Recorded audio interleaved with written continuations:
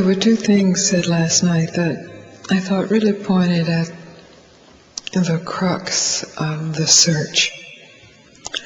One person said that the reason that he had taken up a strenuous meditation practice was because he was trying to escape suffering. And then another woman mentioned that our question was about healing. What is it about healing? And it seems like these two issues, the issue of escaping suffering and the issue of healing, whether it's healing the body or healing the psyche, some kind of search for something to tend to the wounds that everyone has experienced. There are multiple woundings, part of every life, even the most privileged lives, not to mention the whole collective woundedness, or the animal nature, or just the wound of discovering that you're human. It's shocking, the mess of it all. So there's this, unless one just is successful in numbing or dissociating, which is usually attempted, and some people are successful at that, just creating scar tissue over the psychic or physical or emotional wounds and getting on with it. But none of you, I suspect, have been entirely successful. And that's good. It's good because the wound itself then serves as a push, serves as some kind of grit that won't let you be comfortable until you get it tended to.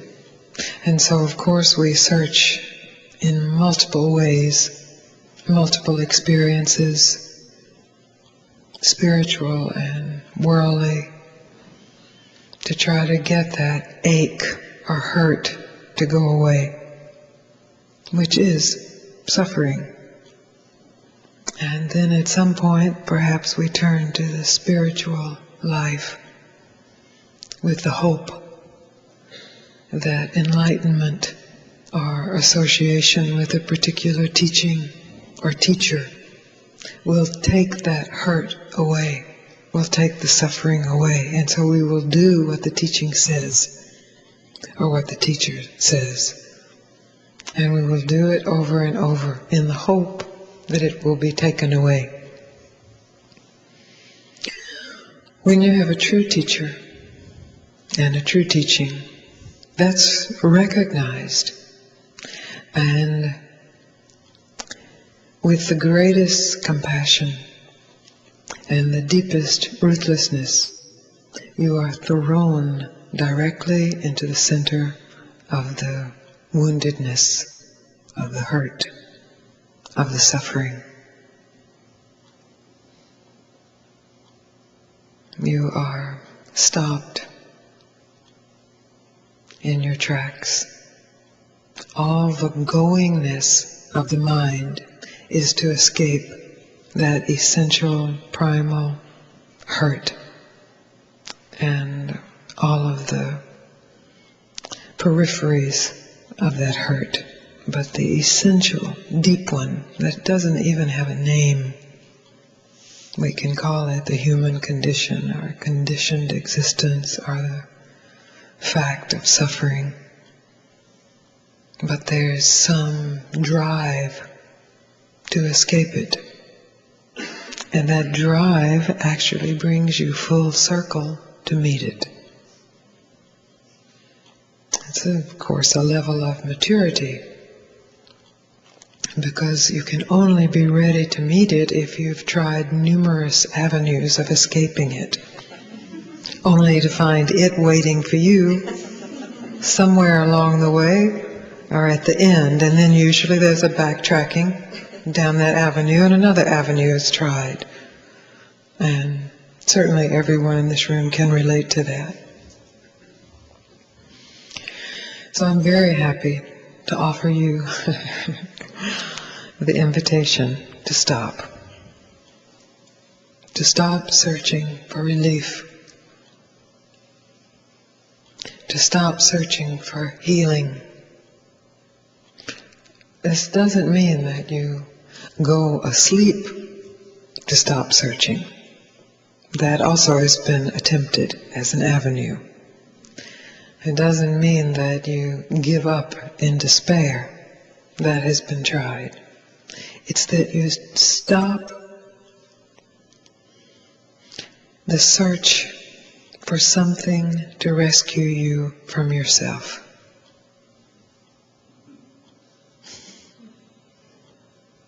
When the lady spoke to me about healing, she was speaking of the body, it seemed to me. Emotional body, physical body, mental body, it doesn't matter. The body. And we have all experienced healing and the need for healing in the body. And we've experienced healings coming, and we've experienced healings not coming. If we attach our desire or our intention for truth onto the healing of the body, then invariably we overlook what is by its nature whole, pure, free, at ease, in peace. This is the simple truth. The complication arises because of these avenues of escape that have been etched into the mind, grooved into your particular mind, your particular ways. They may be like someone else's ways, but they have your twist or distortion to them. It is possible in an instant to recognize the attempt to escape, the impulse to escape, the command to escape, and in the face of that, to stop, to actually turn and face what it is that is being attempted to escape. It may be physical, it may be mental, it may be emotional. It may be death, it may be life.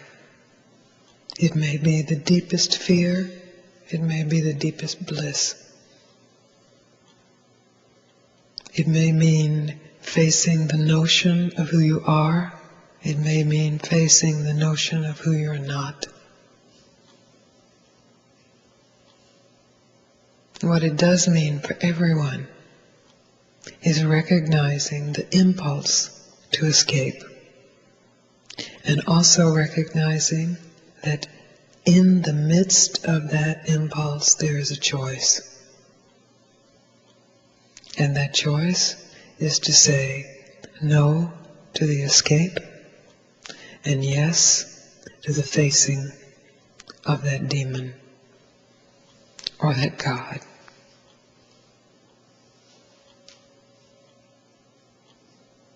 This choice is the most supreme power of mind, and it is used daily in many trivial matters, and some matters that aren't so trivial. But this choice is a whole different realm from any other choice ever made. And once it is made truly, fully, giving every bit of your power of choice to the choice of stopping the escape, then choicelessly, exquisitely, effortlessly, with some pain, with some pleasure, the revelation that is the treasure of your being reveals itself as the truth of who you are, discovering yourself as that truth.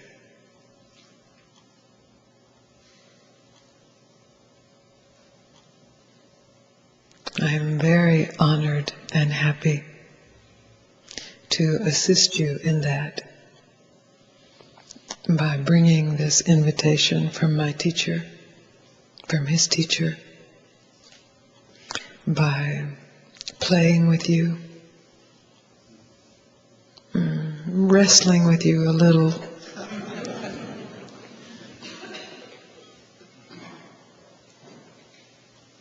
working it out with you.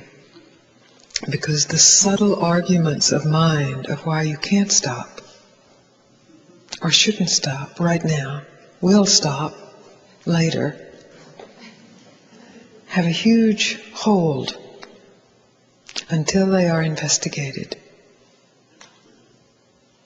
And the investigation begins with asking yourself what it is you really want. Really.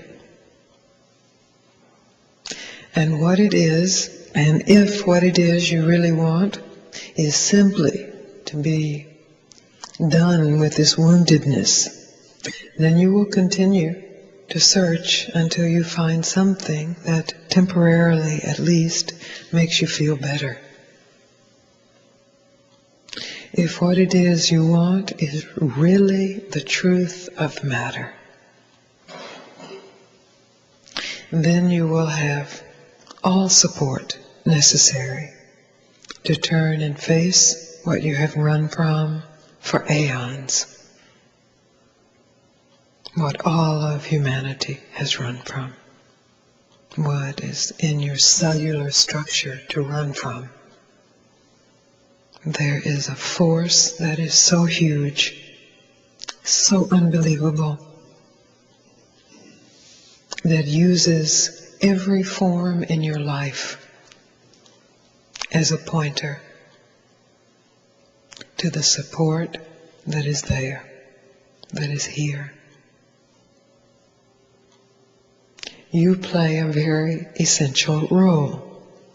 You have to choose the support fully, completely. The struggle that's involved is only around whatever is still being held as a lifeline out of the choice, just in case it doesn't work.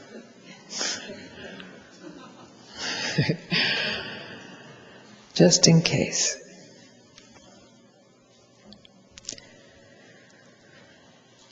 So I'm suggesting that you leap deeply into the core of your being. I know that some of you at least have an intimation that what you will find there is truly horrible because of your wound.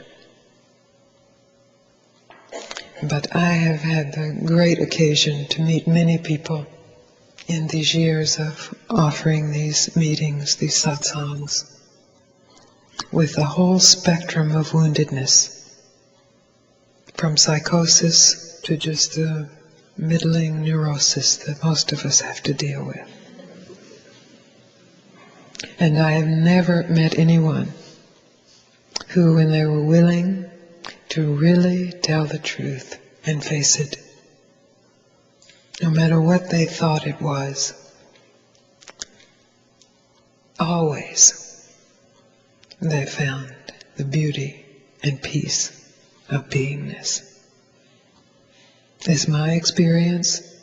You have seen people, if you've seen videos or attended meetings, you have seen people have the experience, and you have perhaps touched it yourself. There is a treasure that is who you are. And it's saying, come in. And because it has been hidden for so long, it perhaps appears dark and ugly and forbidden. And you have gained support to not look at it. The whole socialization is to not look at that. But here you are,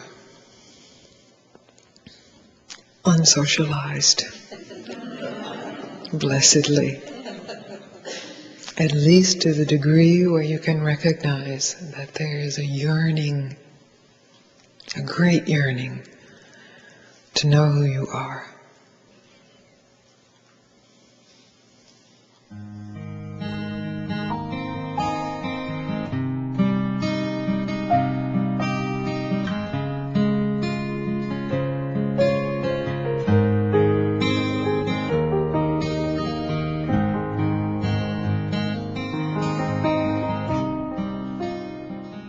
There are people who have death experiences, accidents or whatever, where they die and leave their body and are conscious of their body for a moment or then return.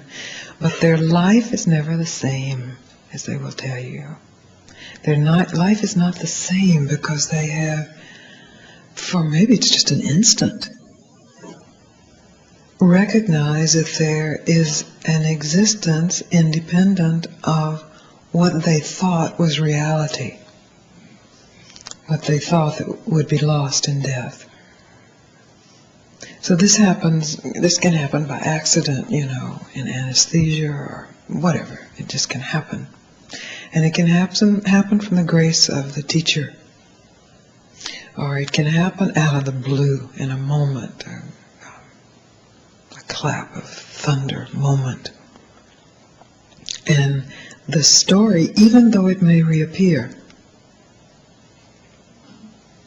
the emotions, even though they may reappear, the circumstances may get better or get worse, but some essential shift has occurred. Everyone in this room has had that essential shift. You may not remember it, but I guarantee you could not sit in this room for yesterday and today without at least an echo or a resonance in your cells of that essential shift. Maybe you were born with the shift. Maybe it happened pre-verbal memory, so you can't put it together as part of the story of me. But it is possible for you to recognize that once this essential shift has happened, to whatever degree it's recognized has happened, there's choice. And that choice involves the willingness to be naked to the unknowable truth of oneself. Or, likewise, the willingness to return to telling the same story of oneself. The shift has still occurred, and it still is its reverberations are beautiful. But this choice that I'm inviting you to, this choice to stop, this choice to recognize what has always been stopped before the shift of recognition, or even if there's no shift, what is always stopped, what is always underneath it all, every moment, has nothing to do with your story. And your story doesn't disturb it in the least. So it's not about fixing the story, although you're welcome to if you like fixing your house or your face or your car. That's fine. You enjoy that, but recognize what is already free and open. I lost sight of that in the investigation because I was so sad as I ended up with the the giving up just a story that I've ever existed. But what you said when you came up here was that your investigation was continuing. Yes, So, that's true. so you knew something deep inside enough to not say, well, that's the end of that investigation. You knew the investigation was continuing. And that's what you brought here to this chair this morning, was this continuing investigation.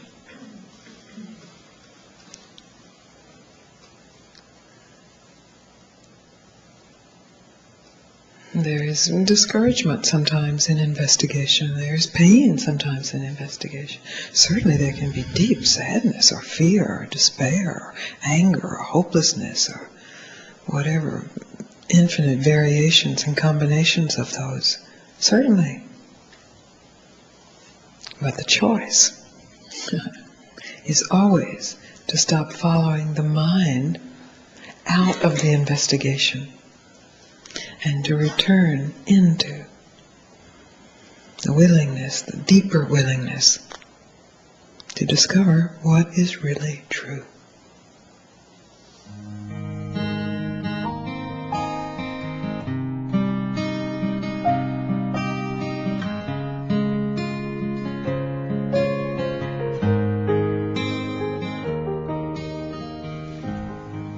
I have questions from yesterday. Right now, I really don't feel a question unless I started generating them. This is a very good point.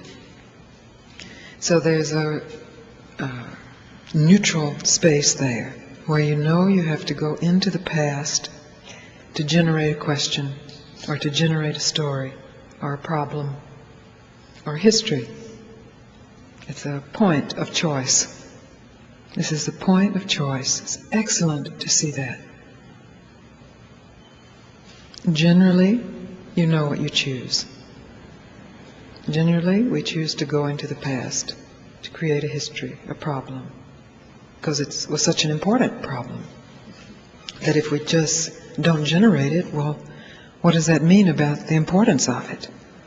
And so since there's some investment in the importance of it, we go back into the past, and this is called rebirth. This is the choice of being reborn with your problems, with your miseries, with your questions, day by day. Once you are aware of that choice, then you recognize exactly what is required. There's actually some effort. There's some attention on what was. There's some further investment of time, energy, and attention. And then we have a question. We have a past. We have a problem. We have searching for the answer, or the alleviation of the problem, or the end of the story. But the search follows the rebirth.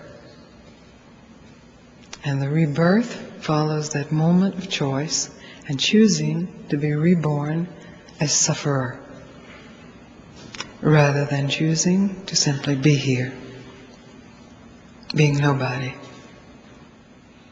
being nothing.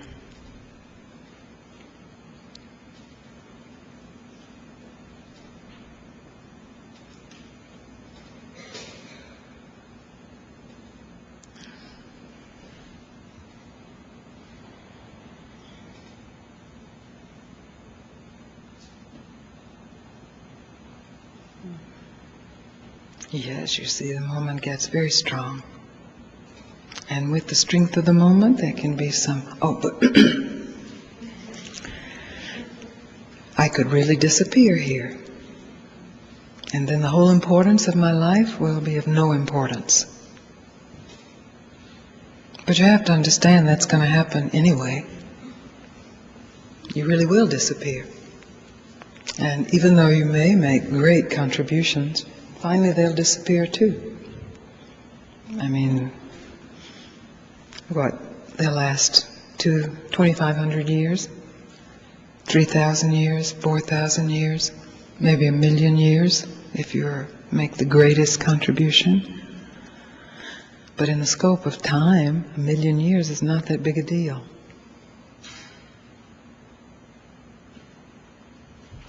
So the question becomes, are you willing in this moment to not be reborn? Just right now. Forget what you think about rebirth, reincarnation. Just right now. To not be reborn. To just be here. Unformed.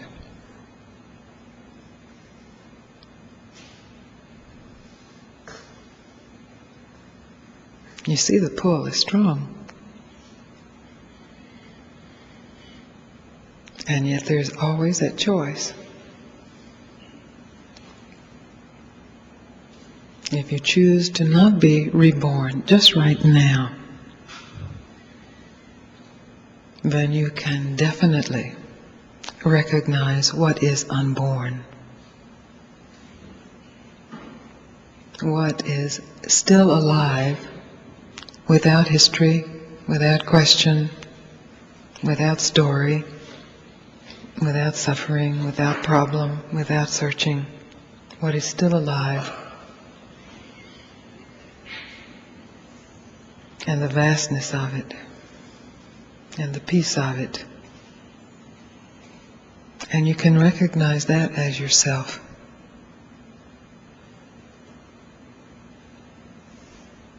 Having nothing to do with birth. And in that recognition, then even rebirth is no big deal.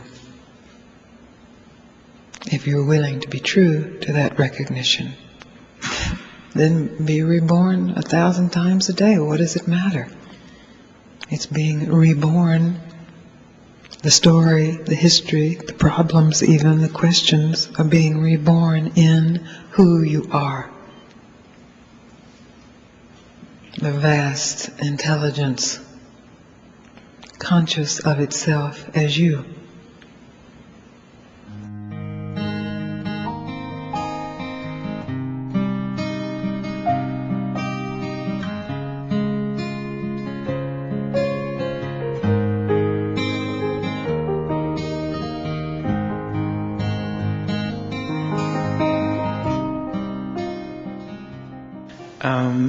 But the question I have is, I know for a fact, it's certain that this personal entity, this individuality is really non-existent. Oh, that's can you 100% known.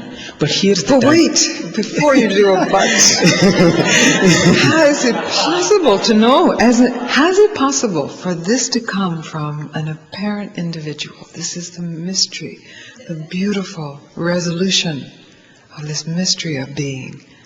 That an individual can say, I know for a fact the individual does not exist. This is thrilling. This is the paradox. So the mind will have it that cannot be. But the truth is, yes, it is. So wait, before you... Let's just revel in that. You know this with such confidence and such clarity. Let this just reverberate out. Let someone else drink of this confidence. Because it is known in the core by everyone. And the role that we can play in one another's lives is recognizing that and confirming that and deepening in that. Yeah. So here comes the deepening. Okay. Now here's the dilemma. I cannot tell my dilemma, but here's the dilemma. The dilemma. Okay. Dilemma. Now, the thoughts that come into the mind, Yes. sometimes are very powerful. Yes. And I sometimes get completely carried away. And Like going to a good movie. I completely forget everything that I have done, all this meditation and all the reading that I've done is completely forgotten. Yes, And then it's we're right. talking really a good movie. Or else it's just, it's you're watching it out of the corner of your eye, but this is like real theater then. Yeah. Yes. Yeah, it is a movie, but again, but the things, because of the fact that I completely get carried away, and I don't like the things that sometimes that happens. Yes. And looking back at it, how could I have possibly done it? I mean, how could I have completely identified with, my thoughts or my desires how? and completely forgotten? This is what you have to see. How? Yeah. How did you do it? Because there is a how to that. Yes. There's no how to surrender, but there is a how to how there is identification. Yeah, correct. Excellent. Yeah. How did I get identified? Yes, how? Tell me how. And, it was So not. I can tell you the pattern that would exist here. Okay, but here's also the question that I have. Is this identification also coming from consciousness? It is. Yes. So it's not my fault. It is your fault. It is my fault. Because fault also comes from consciousness. Okay. That's the slippery way out. Since it's all consciousness, well, hey, do what we want to do. It's not like that. Okay. That's a trick of the mind. You have a very intelligent mind. Okay. That's both a blessing and a curse. Yeah. A blessing in that there can be a deep, deep drinking. And the curse is that deep drinking, then there can be, the mind is trained to be slippery. Find a way around to say, so I still get to do what I want. Yeah, exactly. Yeah, right. So what do you want? What do you really finally want? Really? Well, I was listening to a video of yours about a year or two or 3 years ago. And that's when I actually came to know about you. And it was very strange. The first time I saw your video, it was so attractive. The things that you said it was as if me talking. Yes. It was exactly like me, talking. Something was happening, but it was so beautiful. But anyway, I think you talked about being vigilant. Yes, that's right. That's what we're talking about here. Right. And how can I be vigilant? Yes. Because again, if I have to be vigilant, there has to be some effort involved. Only if it is you doing vigilance. And then this is still the property of the mind. Right. But who are you? If you are not this individual, who are you? I cannot describe myself. Yes. I don't know how to describe myself. Well, I will name you then. Okay. Consciousness. Okay. Awareness. Okay. Is awareness ever asleep? During deep sleep, I'm not aware. You're aware that you're in deep sleep because the next morning Yes. you can say, I was in deep sleep. Right, but at that instant of deep sleep, Well, there's no thing to be aware of then, Yeah, right? right, In deep right. sleep, there are no phenomena appearing. Right. There are no dream bodies. There are no body sensations. Yes. But there is a knowing that you're in deep sleep because you can recall you were in deep sleep Okay. without any reference point to Yeah. any phenomena. Right. So vigilance is the very nature of awareness. Keeping vigil. Right. Very nature. The moment that there's effort for Yes. vigilance, Right. then the mind has co-opted the vigilance. Okay. And there's bound to be then the dropping of vigilance. They go together. Okay. There's still an identification of yourself as your mind, with your mind activity. Okay. You're not separate from your mind activity, but you are more than your mind activity. The particular mind activity that you're speaking of appears and it disappears. Right. But you, as you truly are always here. Always. So if you look back now to one of those times, one of those instances where you got totally identified Right. with the drama, with the movie. Right. This, and Louise, this is the answer to your question too. And then you didn't like Right. the behavior that came out of that. Right. So in looking back, can you just take a moment and look back? Yes. Can you see the moment that you left the truth in your mind and identified with the drama. There is a particular, well, there are lots of moments leading into it, Right. but there's a moment where there's a choice. It comes with the speed of light, but did you see in the paper today they've even stopped light? So the speed of light is not what it used to be. So the ego appears, which is false identification, appears with the speed of light, but you are present as it appears. So you are present as it appears. So when you look back in your mind to that moment, Okay. what occurred?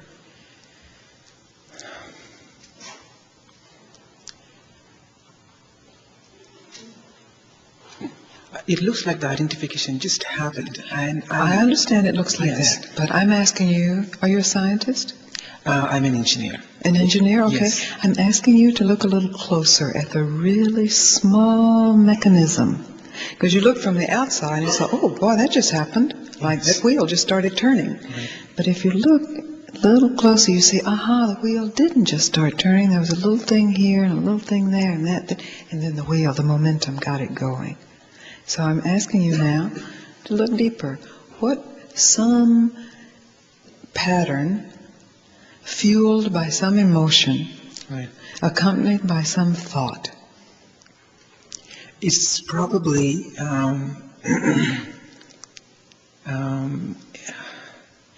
it looks like the past tendencies. And what is this past tendency? It is a habit that might have developed through the years. Yes, but I'm saying, how did this habit get chosen in this particular incident? So maybe it just appears out of the past momentum. Right. But there is a moment, it seems like it's a sliver of time. But if you actually put your magnifying glass on it, which is consciousness, you Right. will see in slow motion there were many choices. Yes. So first there's the emotion, which is big. And then there is a choice to indulge that emotion or repress that emotion. And you have chosen both in different times. Right. And you repress it and then it squeezes out in some other time. Right. Or you indulge it and then you dramatize it out. Exactly. Exactly. Yes. Yeah. Yes. Yeah. Because this is not, it is particular in this case, but it's universal. Because it has seemed to be having its own momentum, I'm just being who I am, then there's not a questioning of really, who you are is radiant, aware consciousness. You are now being who you think you are. And this thought of who you are, as you say, has been built up in the past, millions of years. So it has a force, it has a power, Yes. but you are consciousness. Yes. You are consciousness, so you can examine in the most minute detail the choices of acting out, just like this man was speaking of, listening to the same old thoughts. So here is this very familiar pattern, and it comes in blowing horns. You know it's coming in. You feel it in your body. You're starting to think those thoughts again. Yes. You're feeling either self-righteous or blame. I don't know what your particular pattern is. I'm using a kind of anger pattern as an example. And then you are justified in doing whatever you do. Right? Yes. Very familiar. Yeah. Does this apply to anybody out there? And then in the looking back, it's like, well, I don't know what happened. It just happened. But when there is a desire to know what happened, and that's what I'm hearing you speak, and that's what you wrote me about, then there is the possibility to see there was a choosing of consciousness to re-identify with some old, dead movie. I say it's old and dead because you don't have the desire to identify with it anymore. It really doesn't thrill you anymore, except maybe in the moment. You see the destruction of it. Yes. You see how it bleeds the life energy from you and people Right. around you. Yes. And you see how it uses up the creative force of your life. So it's old and dead. Right. That's where your power to see exactly where you are choosing to re-identify comes from. So at a certain point in time, I do have a choice. Yes, don't I you? do have a choice. Yes. Don't you? Look back. But if I'm very vigilant, if I'm Well, extremely forget vigilant, that, because we're not talking about you being very vigilant. Exactly, because because- we're talking about you weren't very vigilant. Exactly. Which it's very skillful means to assume you won't be very vigilant. Yeah. So then you say, okay, I wasn't vigilant. Let us see how it was there was a re-identification, because there is not re-identification if there is vigilance.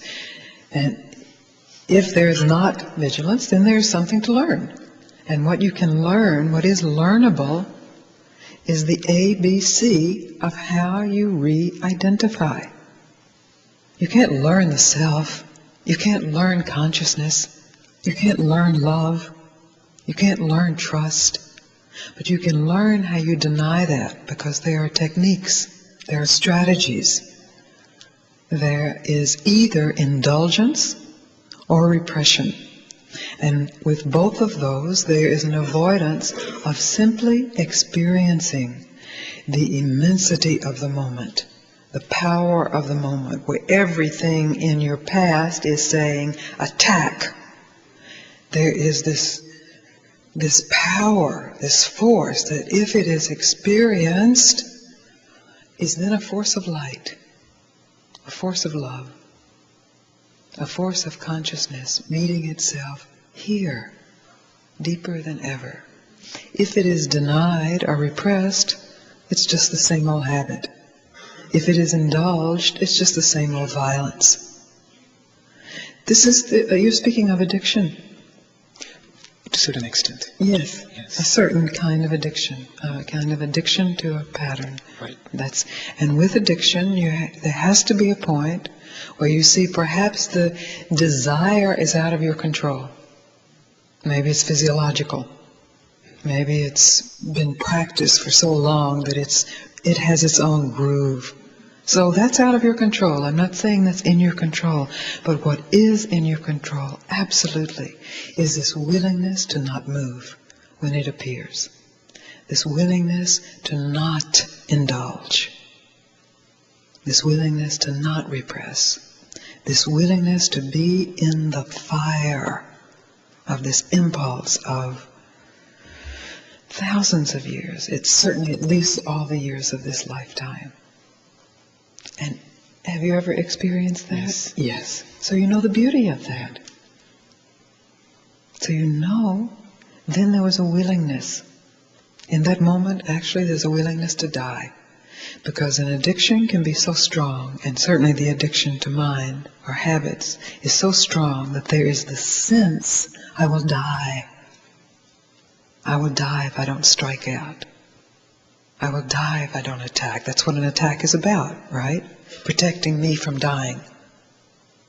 And so there is a willingness, because of maturity of the soul. Okay, if I die, I will die. But I am not going to follow this demon again, down this road again. So this is the mind, but it's the mind being in service to what was betrayed. The vigilance was betrayed. So it's the mind being humbled, and it is feels like a descent into hell. Because with any addiction, the impulse is so strong to get rid of the craving, to get rid of the fire. How? And there are millions of ways how. But instead to not get rid of it, not go numb with it, to let it burn. This is the fire. This is what Buddha goes through with all the temptations. This is Christ in the desert. Everyone has to experience this. Oh my God, I'm dying. Okay, I'm dying. I surrender. And there's peace. And there's freedom. And you recognize what never left. Always here. And there's also a break in a habit pattern. It doesn't have the hold on you. It may reappear, but there is something bigger than the habit pattern. You follow this? Yeah. Yes, I do. because you have an experience of it. So still I want you to recognize that there are many moments before the acting out. Many choices. They happen very, very fast. Yes. But if you will slow them down in your mind, just slow the film down of this movie, you will see, yeah. And there's a justification that comes. And there's a kind of thrill of the adrenaline and the power that comes with it. And there's a kind of quick excuse making. And well, so-and-so did, or it doesn't matter, or we're all one, it's still self, or, or my guru did, or da-da-da-da. All of that, it's all thought, to not follow any of it. Because it's all the sirens saying, come, come, come back into where you are all powerful, where you are in control, where you are God, where you get to say what happens. And don't move. Don't move. And there is an exquisite experience that can never be taken from you that is revealed. Yeah, but those moments have happened. Those things have Yes. come back. It can be a pattern, as you said. It's a conditional pattern that is coming back. Yes, good. Yeah. Then And it's it coming means back. there is something that still is unseen, which Yeah. is even more deeply humbling for the mind. Because this all we're speaking of is a humbling for the mind. That's what the fire is. The fire is the resistance, friction of the mind constantly seeking control of this particular situation. And the refusal to follow the mind then creates a certain fire, burning. And if it comes back, well, good. There must be more here to see. But there's a lot of suffering at that moment. Yes, but it is conscious suffering. It is conscious suffering. This is very different than from delaying the suffering and following, indulging, and discharging the suffering, and then the suffering is spread out over time. Then there's still the suffering of the misidentification. To get to paradise, there has to be a descent into the hell that has been created by mind. Let's say not even your mind, your parents' mind, the genetics that fed into the creation of this particular hell. The descent into that so that you recognize you are more than that. It is a scary descent. And there is the tendency to go, no, I don't have to do that, it's all self. Oh, no, it doesn't matter, it's all just a movie. Well, that's great if it's true. But if that's just a strategy or a covering, and the habit patterns continue, then what have you got to lose? If it's all self, what have you got to lose discovering that in fact, in the midst of hell, there is God, radiant. Then hell itself is liberated. Your past demons, your hungry ghosts that have been haunting you and waking you up at 4 a.m. and criticizing and self-hatred and torture, they are liberated. That's what gets liberated. Self is not liberated. It was never bound. What gets liberated are the demons of your mind as well as the gods of your mind. Set them free. You're sick of them. You are sick of playing with them and being played by them. Set them free. That's all I'm saying. And the way to set them free is to be willing to not play the game. And this willingness takes enormous resolve, huge resolve. It's a little different from vigilance, because resolve comes after vigilance has been betrayed, after re-identification has set in. But it is the mind's resolve to recognize the hell that has once again been created and to be here, to burn. And in that burning, there is redemption. Naturally. Not somebody coming in and redeeming you, but naturally redemption. And you recognize it was all a movie. It's God's movie. It's a huge movie. And it has corners and surprises and slopes that are undreamed of, unheard of, that no movie, even our greatest movie makers and playwrights have never even touched. They catch a coattail of it and we fall out in awe. This is your life. This is your life. Also, if this is consciousness itself playing this movie, why is consciousness making me go through this suffering? Because consciousness picked you out to hate. Why not? In all movies, somebody's got to suffer. What kind of story is it if there's no suffering? Would you really be interested if there's no suffering? So what happens then is, but the suffering and the resistance to the suffering are one and the same. The resolution occurs when there is suffering. Isn't this what the Buddha said? Life is suffering. And there's a way out. And the way out is in. Directly, consciously. Meet the suffering. Even Christ said this. If you know how to suffer, you do not suffer.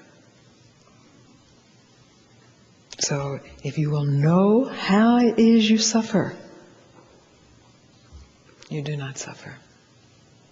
But this must be known, rather than, see, even the question why is an avoidance of knowing how it is this continues.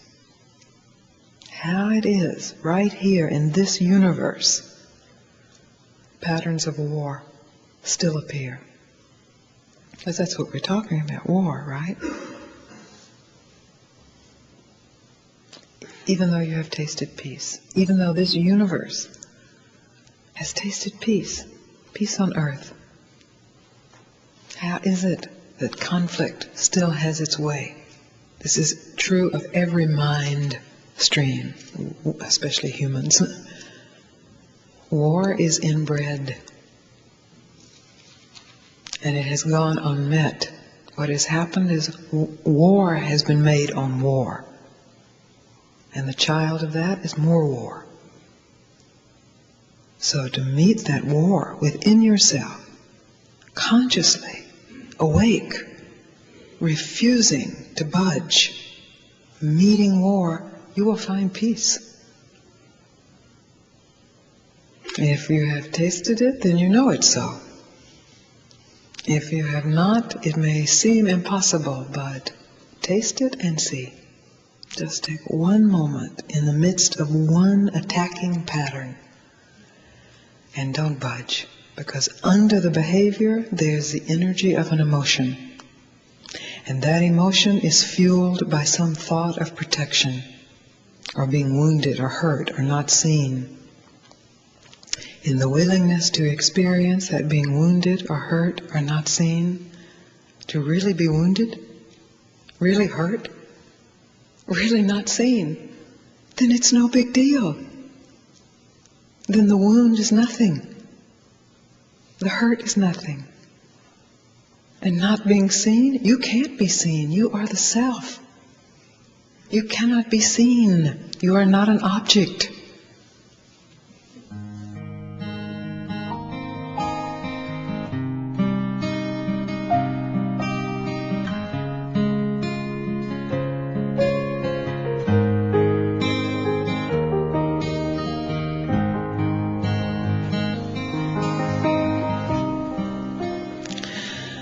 The most important thing I can leave you with is not the idea of vigilance, but the reality of vigilance.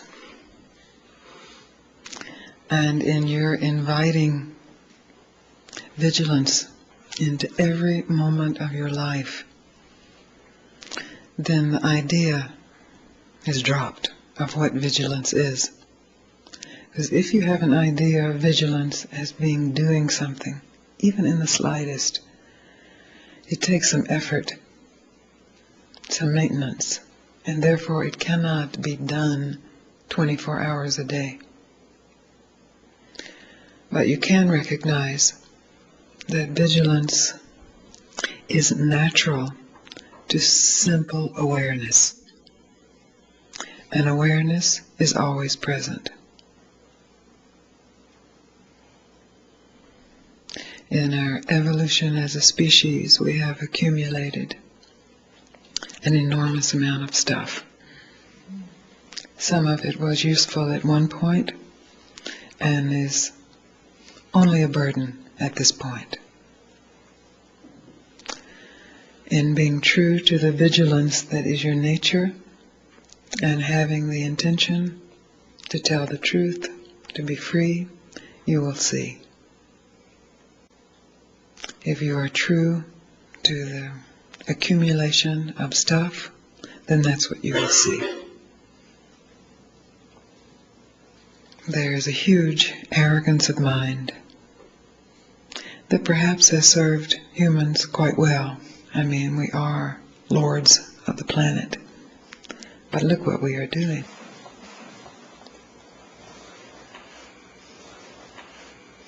So at this moment in time, in your life,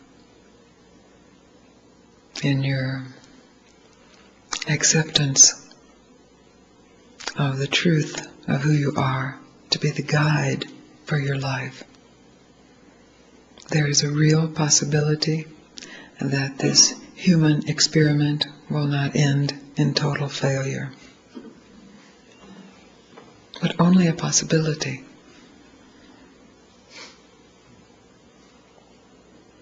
If it does, awareness remains. But as awareness incarnated as human beings on a planet called Earth, we have the invitation to be completely responsible for where we find ourselves and what is here. If your intention is to be true to your mind, to be true to being right, to be true to knowing, you will have enormous support for that. If your intention is to be true, period, you also have enormous support for that. And that's why it is finally your choice. It's very important to not confuse choice and choicelessness. If you are telling yourself a story of choicelessness, stop. If a story has to be told about choicelessness, this is not choicelessness. There is choice being overlooked. Choicelessness is what is permanently here, free of all stories, unaffected by any story. But you find yourself in a story called your life, or human being, or Earth, or this Milky Way. Wherever you find yourself, that's where you tell the truth. In telling that truth, a deeper truth will be revealed. And finally, the choiceless truth of who you are is revealed. But this does not cancel out all of the relative truths along the way. People have used spiritual understanding throughout time for ego magnification. So be very aware that will appear. It must appear. It's very humbling for it to appear. If there is this desire to keep it away, then very subtly a denial mechanism arises, where this is not arrogance, this is the truth, the choiceless truth. You recognize that at all? Good. It must be recognized, and then its power is hobbled. Yes, arrogance will appear. Let it appear, so the pain of it can be experienced, so the lie of it can be experienced, and then tell the truth.